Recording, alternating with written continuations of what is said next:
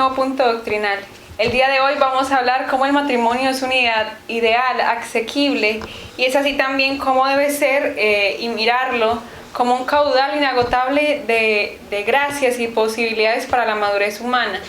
También veremos cómo para el matrimonio debe ser siempre el negarse a sí mismo motivo de hacer alegre al cónyuge.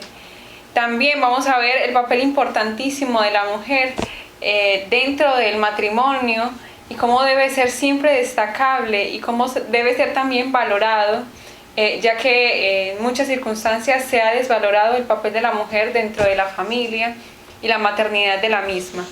Es así, como dice San José María, que es necesario abordar el matrimonio en toda su envergadura y trascendencia. Hay que mirarlo, como decíamos, como un caudal inagotable de posibilidades de madurez humana y sobrenatural, como una fuente de fecundidad para ponerlo en el mundo a seres capaces de amar y de transmitir el amor con magnanimidad de los grandes patriarcas, es decir, el matrimonio verlo como un verdadero heroísmo también dentro de la sociedad. Mirar el amor entre los cónyuges como un simple remedio para las debilidades humanas, cuando es un apoyo para potenciar sus capacidades dentro del matrimonio, el poder amar al cónyuge, el poder amarse entre sí, hace que se debiliten esas dificultades entre la comunicación, esas dificultades incluso del mismo carácter. Dice que entenderlo como la búsqueda de un respaldo público, cuando es la célula que vivifica el tejido social, es decir, la familia, es iniciar la andadura desde los planteamientos desvaídos. A veces llama la atención la menguada carga de ilusiones con que las parejas conciben su nuevo estado. Es decir, que muchas veces los jóvenes, o aquellos que están iniciando un proceso para casarse o que apenas están empezando su matrimonio, muchas veces caen en ese error de ilusionarse con varios ideales que no son propios del matrimonio, olvidándose en sí mismo de la esencia del matrimonio, de cómo es la célula de la sociedad, es el lugar donde se forman santos, cómo los cónyuges y el matrimonio como tal debe siempre esforzarse por darle verdaderamente sentido y ser esa célula del tejido social para poder que también se vean los frutos dentro de la iglesia. Dice entonces que muchas veces esas ilusiones que se emergen en el nuevo estado que adquieren los jóvenes o al iniciar el matrimonio, dice que urge entonces contagiar a los jóvenes de un manantial de ideas y posibilidades que les lleve a asumir la vocación matrimonial como la tarea más importante de sus vidas y no adquirirlo simplemente con un caudal inagotable de ilusiones por un estado que es el matrimonio, pero sin verdaderamente asumir la responsabilidad de la misma y sin verdaderamente advertirse que es la tarea más importante de sus vidas y que verdaderamente empieza un proyecto grande y de gran responsabilidad. No hay situación terrena, por pequeña y corriente que parezca, que no pueda ser ocasión de un encuentro con Cristo y etapa de nuestro caminar hasta el reino de los cielos. Hasta ahí debe llegar el límite del empeño de los matrimonios para no quedarse en cortos, hasta confundirse con un cielo que tiene inicio en la tierra, es decir, así se debe vivir dentro del matrimonio, como el inicio del cielo tan esperado por el cristiano. Rebajar el nivel de aspiraciones, es decir, de no aspirar al cielo, es arriesgarse a dejarlo todo tan encogido entre cuatro costuras que se quede tan pequeño al menor esfuerzo.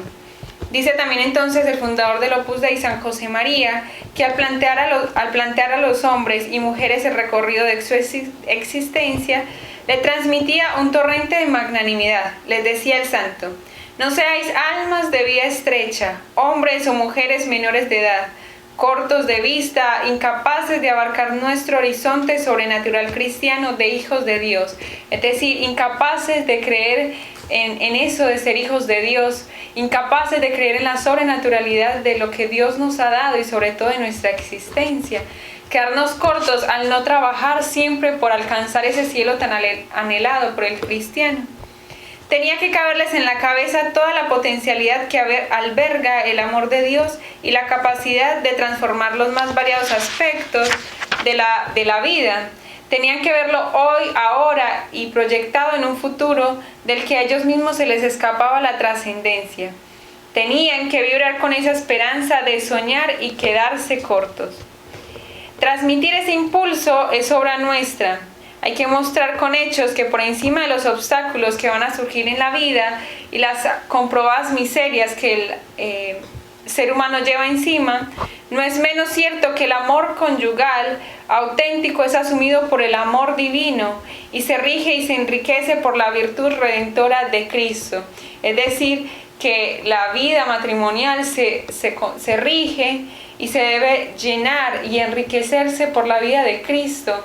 Y si dentro del matrimonio verdaderamente hay esa unión y esa esperanza de cielo y ese propósito siempre de hacerlo todo por Dios y como hijos de Dios, debe ser siempre gratificante el resultado de poder vivir dentro del estado matrimonial.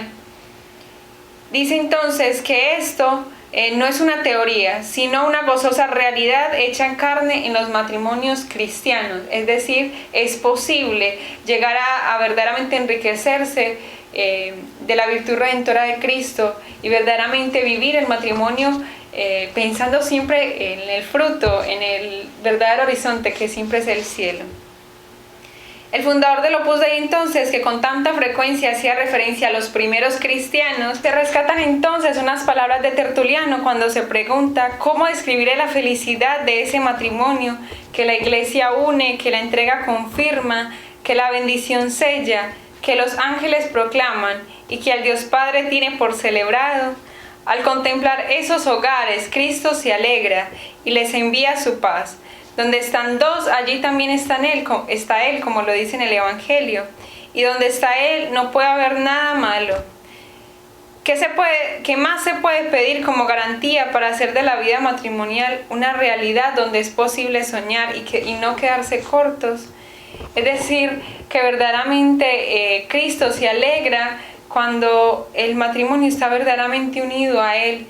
Y así también donde están dos y que verdaderamente están unidos por la fidelidad a Cristo y el amor también a Él, es ahí también donde está Cristo mismo. Cristo se participa del matrimonio cuando los mismos cónyuges también lo hacen partícipe a Él. En este constante elevar el punto de miras de los esposos cristianos, el beato José María también luego, en una homilía sobre el matrimonio como la vocación cristiana, les habla acerca de cómo deben centrar su mirada en la familia de Nazaret. Como siempre dentro del matrimonio no pueden dejar de mirar cómo la Sagrada Familia de Nazaret es el ejemplo vivo de virtudes dentro de la vida cristiana. Aparte de que son el ejemplo, no se puede mirar nunca como algo imposible de lograr, porque siempre y cada una de las virtudes que se adquieren dentro del matrimonio y por las que se trabajan, son siempre reflejo de lo que vivió la familia de Nazaret, porque evidentemente podemos verlo en el Evangelio, de que el huir de Herodes, el tener que salir de un lugar a otro, el tener que sufrir cada una de las dificultades dentro del nacimiento de nuestro Señor Jesucristo, hacían parte del matrimonio de Nuestra Señora y de San José, y cómo verdaderamente a pesar de esas dificultades pudieron superarlo. Entonces decía el beato San José María, decía: al pensar en los hogares cristianos me gustaría imaginarlos luminosos y alegres, como lo fue en la Sagrada Familia de Nazaret. Cada hogar cristiano debería ser un remanso de serenidad, en el que por encima de las pequeñas contradicciones diarias se percibiera un cariño hondo y sincero, una tranquilidad profunda, fruto de una fe real y vivida. Es decir, que cuando él puede definir la familia, cuando él define la familia como un remanso de serenidad, no olvida que es a pesar de las dificultades y contradicciones diarias. La Sagrada Familia no tuvo pequeñas contradicciones, es decir, lo que vivieron no fue tan pequeño como parece. Cualquiera de los acontecimientos que se puedan sobrevenir dentro del matrimonio, ellos ya lo experimentaron antes. Solo hay que repasar los retazos de la historia que han llegado hacia nosotros acerca de la vida de Jesús, como lo comentábamos. El sosiego de una vida tranquila se ve sorprendido por la urgencia de tener que hacer un viaje en el momento más inoportuno. Nace también el Hijo de Dios en las condiciones más infrahumanas que se puedan contemplar.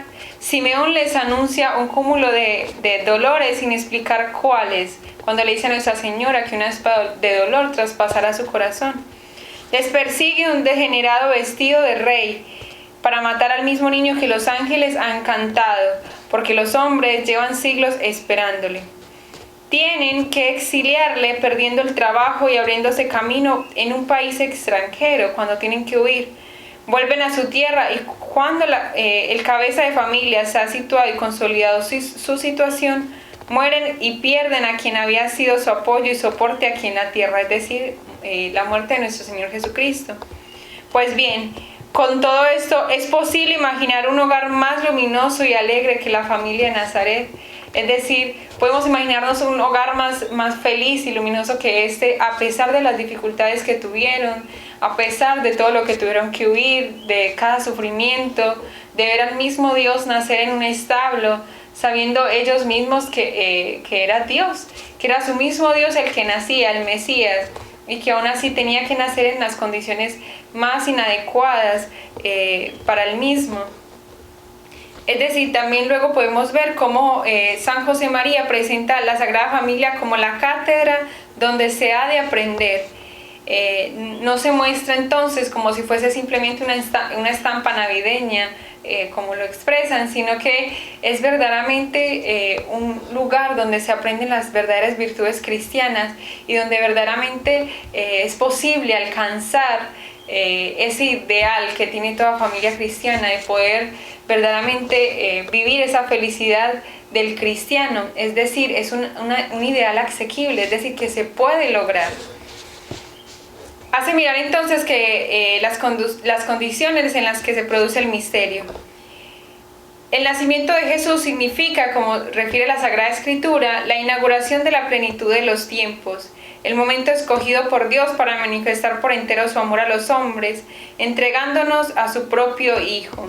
Es decir, que al contemplar estos hechos podemos reparar en esa voluntad divina, en donde se cumple en medio de las circunstancias más normales y ordinarias. Una mujer que da luz, una familia, una casa. La omnipotencia divina, el esplendor de Dios pasan a través de lo humano. Es decir, es evidentemente en la Sagrada Familia de Nazaret un ejemplo vivo de vivir las virtudes y que es posible alcanzar las virtudes cristianas, especialmente porque Dios mismo quiso atravesar lo humano, es decir, Él se hace humano a pesar de ser un Dios infinito, simplemente también para enseñarnos cómo verdaderamente llegar a Él. Y es así entonces como para nosotros debe ser siempre una posibilidad el imitar las virtudes de Nuestra Señora, de la Virgen María, en su maternidad y también las virtudes de Jesús y de San José. Es entonces como no podemos ver el ideal de la familia como algo imposible, ya que es la Sagrada Familia de Nazaret quien nos muestra que verdaderamente a pesar de las dificultades que podamos estar pasando en estos momentos, siempre nuestro Señor vendrá en nuestro auxilio para poder alcanzar tantas virtudes dentro del matrimonio como son necesarias para poder convivir y poder vivir en comunión. Dice entonces el santo que hay una especial comunión de los santos entre los miembros de una misma familia. Si sois muy santos, vuestros hijos tendrán más facilidad para hacerlo. Esa inyección intravenosa de santidad circula a través de la familia. Muestra entonces y nos enseña San José María cómo verdaderamente es indispensable el rol y el papel de los padres dentro de la sociedad y sobre todo dentro de la familia. Cómo la santidad de los padres verdaderamente influye en la santidad de los hijos. Cómo son ejemplo también para los hijos y así verdaderamente si son santos los padres y buscan la santidad de las virtudes cristianas, si trabajan con honradez, con amor y con verdadera entrega cristiana, asimismo lo harán los hijos. Asimismo buscarán los hijos ser santos como a ejemplo de sus padres y que verdaderamente eso circulará a través de toda la familia. Es así como no podemos esperar que otros parientes o otros miembros de la familia sean santos para poder serlo, porque al contrario siempre serán los padres los que deberán enseñar a los hijos la santidad y sobre todo quienes deberán empezar por serlo para poder que ellos también lo hagan. San José María entonces también deseaba ver a los hogares cristianos mientras incidía directamente sobre los matrimonios con el convencimiento de que eran marido y mujer, el pulmón y corazón que daba la vida a todo el organismo familiar, para que la familia verdaderamente pueda tener vida. A él y a ella les corresponde ser los protagonistas, las locomotoras que arrastran esa dulce carga de vagones con diferentes composiciones y números de ejes, haciendo similitud a la familia como un vagón, hasta que cambie de aguja en un cruce de vías y cada cual siga su itinerario que más tarde confluirá en un mismo destino, el cielo. Esa es la estación término que alcanza después de atravesar paisajes muy distintos, perforar muchos túneles, utilizar puentes y detenerse a descansar para arrancar de nuevo. Es entonces como el marido y la mujer deben tener claro que surgirán muchos accidentes a lo largo del camino, en los que no pueden quedar enganchados. Tendrán que mirarlo como anécdotas que importan más o menos, porque lo que realmente importa es el final. Mirad, lo que hemos de pretender es ir al cielo, si no, nada vale la pena. Es decir, debemos darnos cuenta de que verdaderamente lo importante es la unión de la familia, las virtudes que se pueden formar dentro de la misma y la importancia que tiene el núcleo familiar para poder adquirirlas, porque al final de cuentas, si todos trabajan para el cielo, verdaderamente valdrá la pena, como dice el santo. Todo ello con una alegría que se contagia, porque la verdadera virtud no es triste ni antipática, sino amablemente alegre. Será un algo que no tiene por qué ser espectacular, pero es palpable y comunicativo. Como lo describe San José María en una historia, contando cómo un amigo lo aborda, diciéndole que verdaderamente le han contado que estaba enamorado. Es así como San José María solamente se le ocurre preguntarle de dónde surgía tal pregunta y tal afirmación. Es así entonces como el amigo le confesó que lo leía en sus ojos y que era porque brillaban de alegría. Es entonces como nos podemos preguntar de dónde ha salido el colorido de la luz de sus ojos que ha podido identificar el amigo. De haber encontrado a Dios en los quehaceres de todos los días, es decir, de darse cuenta de la voluntad de Dios en cada una de las cosas que podía ver y pasar y suceder en su día a día.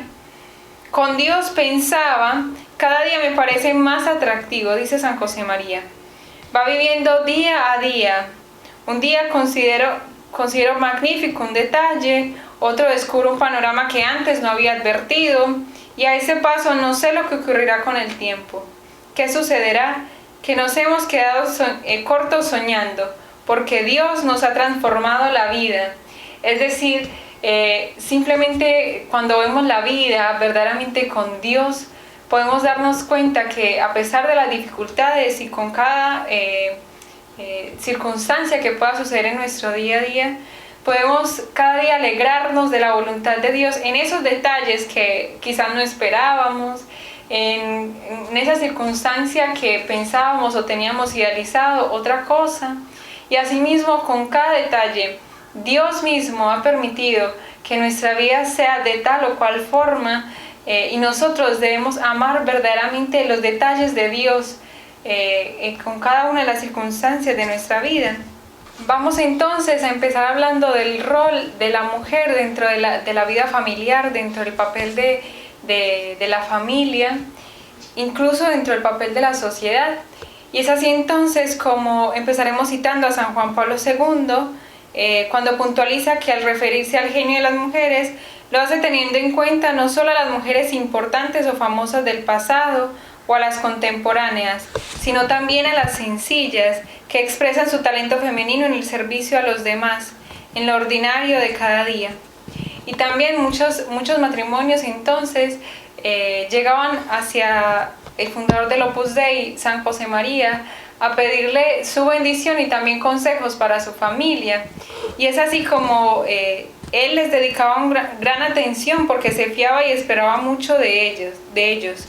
Al escuchar los relatos de los matrimonios, le llamaba la atención que aunque el marido tuviera gran brillo profesional o estuviera embarcado en una empresa apostólica de gran envergadura, se quedaba sorprendido entonces de la mayor parte del tiempo de haberse dirigido a la mujer. Es decir, San José María se daba cuenta de la importancia de verdaderamente conversar con la mujer, aunque el esposo o el marido tuviese un verdadero estrato social alto. Importaba más entonces preguntarle a la mujer que al mismo cónyuge, porque lo que al padre le interesaba era si había paz en su casa, si se querían como cuando eran novios y cómo crecían los hijos, es decir, lo cotidiano, lo importante.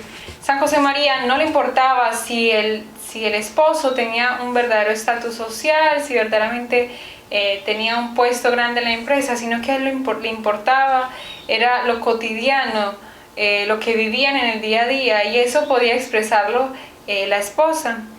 Eran conversaciones llenas de espontaneidad. San José María resumaba vida.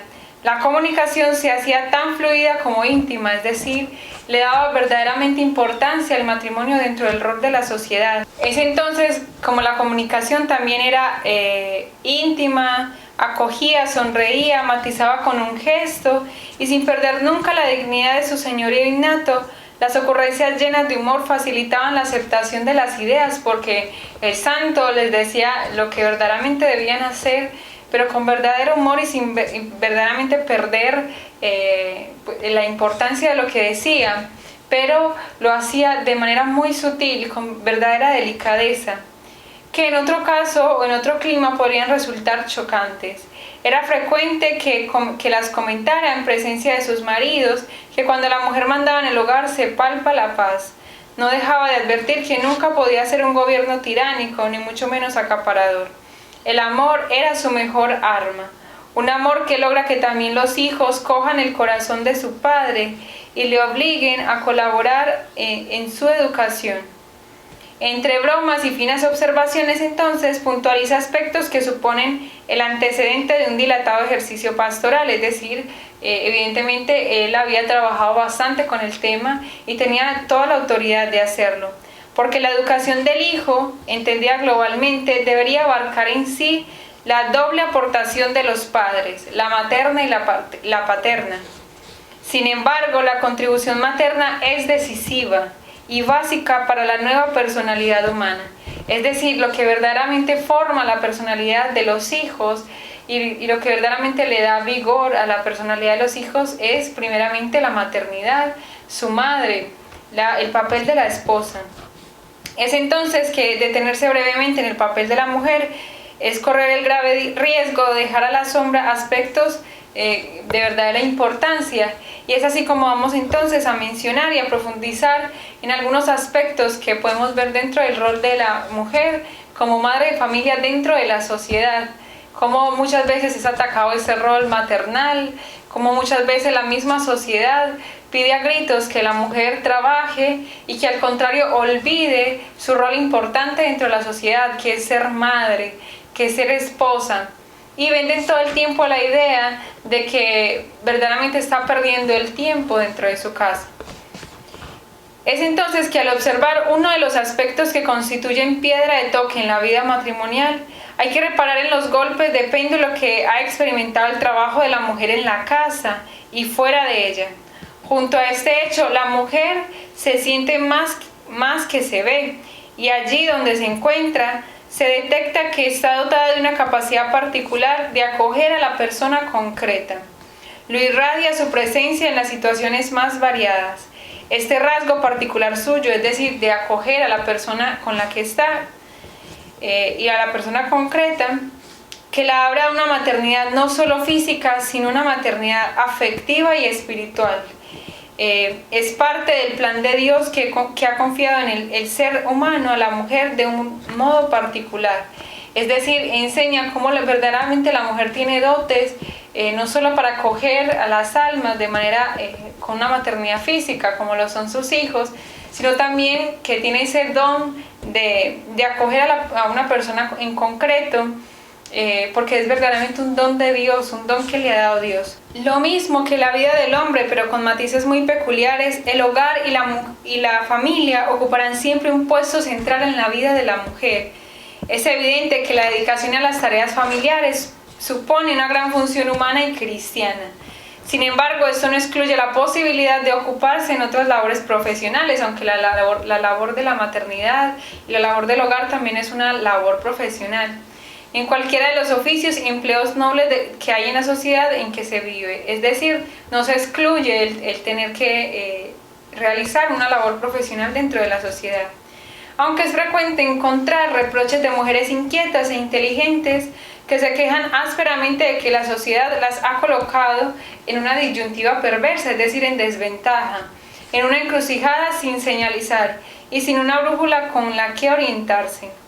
Dice entonces el santo, pienso insistir, que insistir en la contraposición sistemática llevaría fácilmente desde el punto de vista social a una equivocación mayor que la que se trata de corregir, porque sería más grave que la mujer abandonase la labor con los suyos, es decir, tratando de que la mujer se incorpore dentro de la sociedad, dentro de un plano laboral y profesional, se corre el grave riesgo de que la mujer abandone su papel importante y esencial, que es la maternidad. No parece razonable que a un trabajo se le califique de profesional según el lugar donde se realice. Es decir, si una mujer cuida a los niños en una guardería, se dice que trabaja profesionalmente. Si atiende a los suyos, no. Es decir, muchas veces se piensa que las mujeres que trabajan con niños en guardería, y aunque es verdad, tienen una labor profesional, no lo es entonces el que las madres cuiden a sus propios hijos. Si prepara entonces alguna planificación de ventas y coge un teléfono, es una profesional. Pero si prepara la comida en su casa o la limpia, no lo es. Lo curioso es que esa mujer que se ha liberado esclaviza a otra, porque la casa y el cuidado de los niños lo tiene que hacer alguien. ¿Dónde está la diferencia entre la alienación y la liberación? Parece que lo decisivo es ser asalariada. ¿Es este el único criterio para juzgar el trabajo?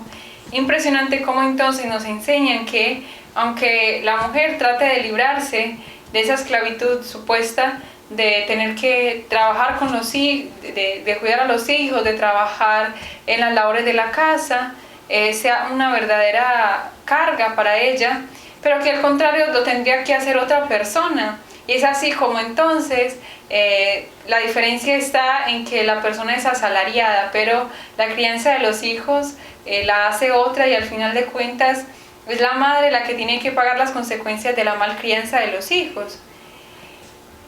Tampoco en el plano personal, añade, se puede afirmar unilateralmente que la mujer haya de alcanzar su perfección solo fuera del hogar, como si en el tiempo dedicado a su familia fuese un tiempo robado al desarrollo y a la madurez de su personalidad, como muchas veces lo venden o lo enseñan, de que la mujer en su familia, en su hogar, en su maternidad, el estar en su casa verdaderamente la limita en su madurez de su personalidad, en su madurez profesional, y que está perdiendo el tiempo.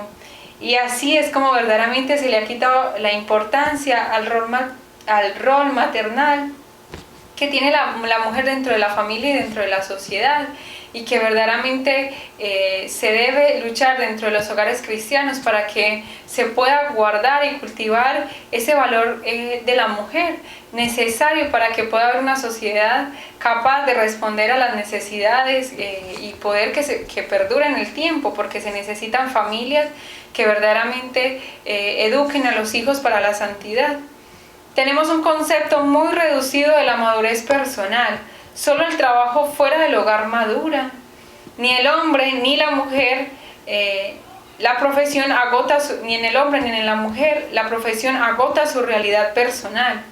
Un ser humano es mucho más que lo que figura en la casilla dedicada a su profesión en su carnet de identidad. O sea, es decir, es mucho más lo que es la mujer y lo que es el rol de la mujer dentro de la familia, que lo que pueda tener dentro del carnet que la identifica como asalariada o dentro de una empresa o igualmente como una profesional. Un hombre y una mujer rebosan por encima de su profesión o se han convertido en una máquina que produce. Dentro de esta misma pregunta y sin solución de continuidad, no rehúye otro tema polémico. Desarrollo, madurez, emancipación de la mujer no deben significar una pretensión de igualdad, de uniformidad con el hombre, una imitación del modo varonil de actuar. Eso no sería un logro, es decir, el que la mujer alcance una verdadera igualdad con el hombre, que imite el modo varonil de actuar del mismo, no sería un logro, sería una pérdida para la mujer, dice San José María. No porque sea más o menos que el hombre, sino porque ella es distinta. La igualdad ante el derecho, la igualdad de oportunidades ante la ley, no suprime, sino que presupone y promueve esa diversidad que es riqueza para todos. Es decir, la mujer debe aceptar que es diferente al hombre, no que sea más débil o que sea menos que el hombre, sino que al contrario es verlo como que cada uno tiene su rol particular dentro de la sociedad. El hombre como padre, dentro de la familia, y la mujer debe desarrollar su maternidad como el Señor le ha permitido hacerlo. Es decir, la mujer no nació para imitar el modo varonil del hombre en su modo de actuar, no nació para ser de manera masculina y varonil cada una de sus palabras, acciones o actuar, sino que al contrario, ella nació para ser y es algo distinto. La conclusión parece inmediata. ¿Por qué razón se ha querido unir la conquista de unos derechos legítimos a la pérdida de lo que se tenía? Es evidente que una mujer, al olvidar su condición femenina, no se masculiniza, sino que se despersonaliza.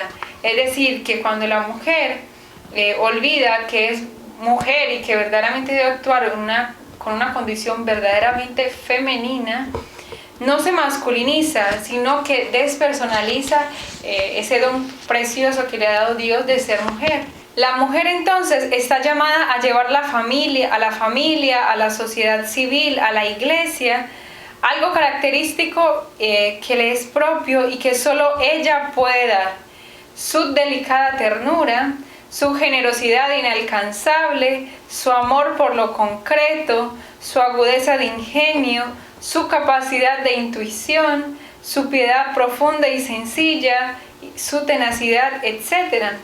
La feminidad no es auténtica si no advierte la hermosura de esa aportación insustituible y no la incorpora a la propia vida. Es decir, si la mujer no se da cuenta de que verdaderamente está llamada a esas labores dentro de la familia y dentro de la sociedad y que solo ella puede darlos, es decir, que solo ella puede darle esa piedad profunda y sencilla a la sociedad y a los hijos, que solo ella puede tener esa capacidad de intuición profunda, de poder saber qué puede pasarle a los hijos o qué puede pasar con alguna otra situación. Esa agudeza de ingenio, su amor por lo concreto, eso particular es lo que le da a la mujer a la sociedad y a la familia, y que ella debe precisamente darse cuenta de que solo ella puede darlo, de que ella solo puede ser materna y que el hombre no está llamado a dar maternidad como lo está ella llamada. Y si la mujer no se da cuenta dentro del rol del matrimonio de que es ella quien debe darlo, es ahí donde se pierde la importancia y cómo debe ser el rol de la familia dentro de la sociedad.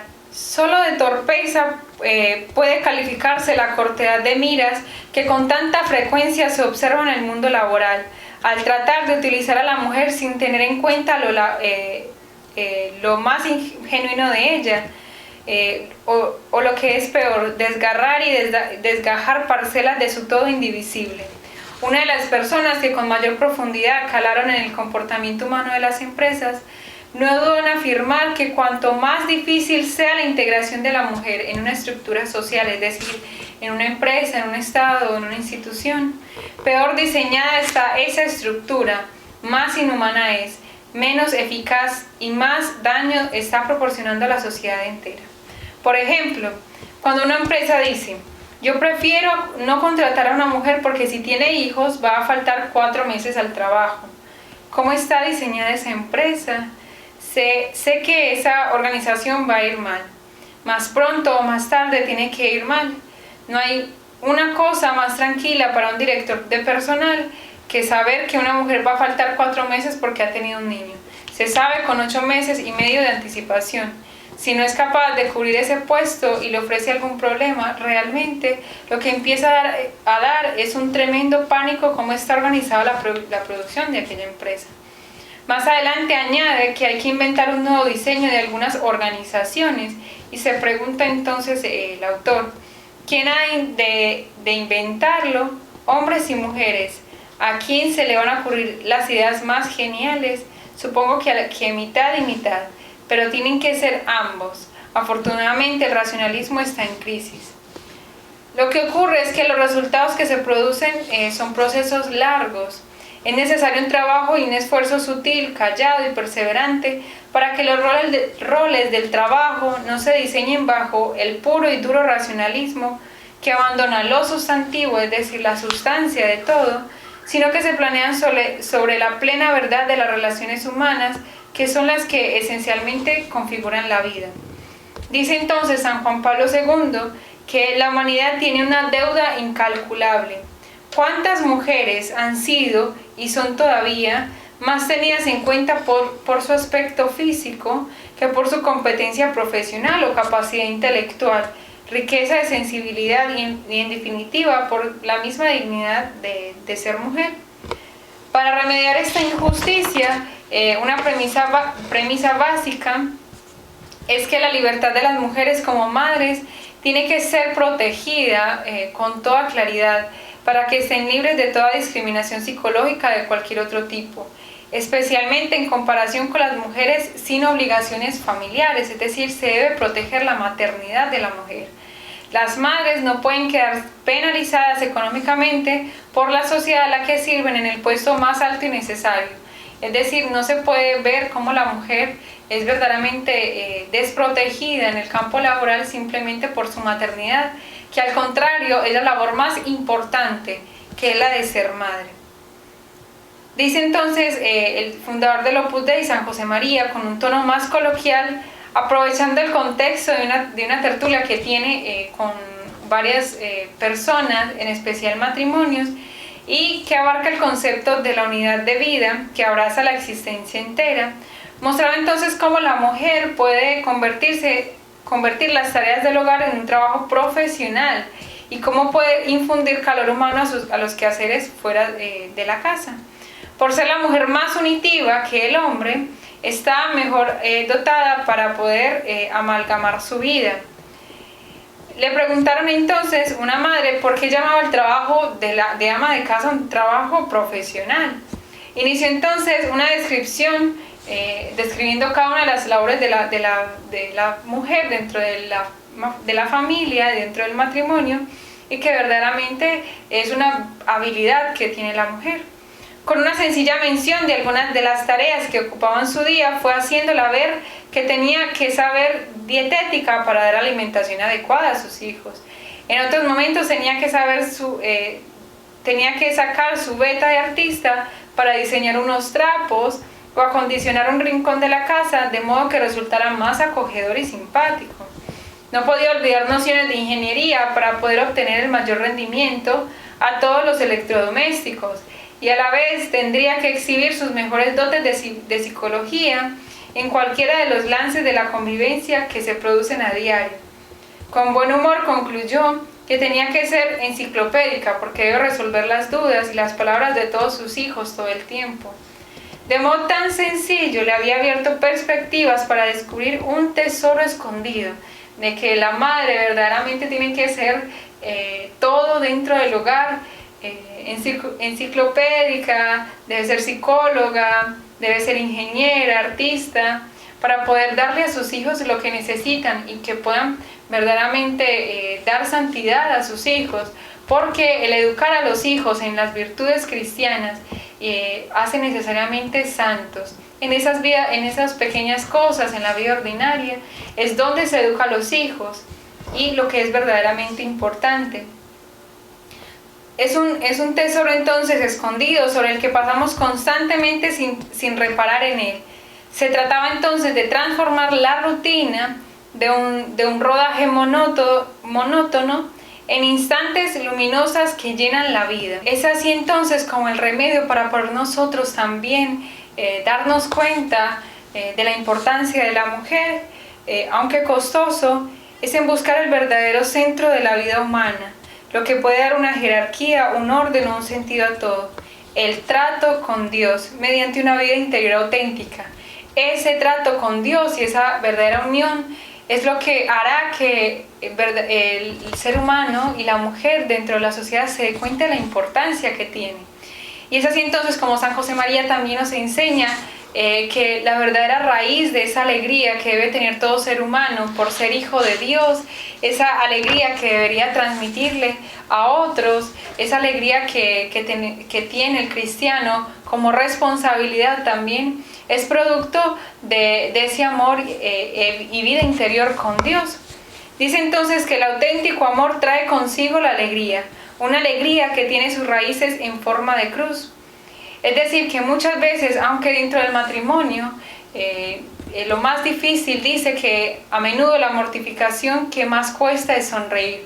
Muchas veces dentro de las dificultades matrimoniales, dentro de cada una de las diferencias que puedan haber dentro del matrimonio, parece que fuese muy dificultoso poder sobrellevar cada dificultad, pero que al contrario, siempre Dios permite que el alma que está dispuesta a recibirlo tenga toda la capacidad de darse y de darse al otro con ese amor que está verdaderamente en forma de cruz. A partir de aquí hay que poner en juego una serie de detalles que exigen una elemental elegancia humana y sobrenatural.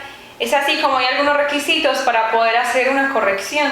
Y el primero es atreverse a corregir. El segundo es corregir siempre en privado, es decir, no aprovechar las ocasiones de reuniones familiares para poder hacerlo. En ningún caso hacer comparaciones paralelas sobre antecedentes familiares o incluso sobre la bondad de algunas personas conocidas. Referirse siempre a los hechos y no a las intenciones. Huir de las palabras siempre y nunca, pues con esa descalificación tan generalizada pierde fuerza cualquier argumento.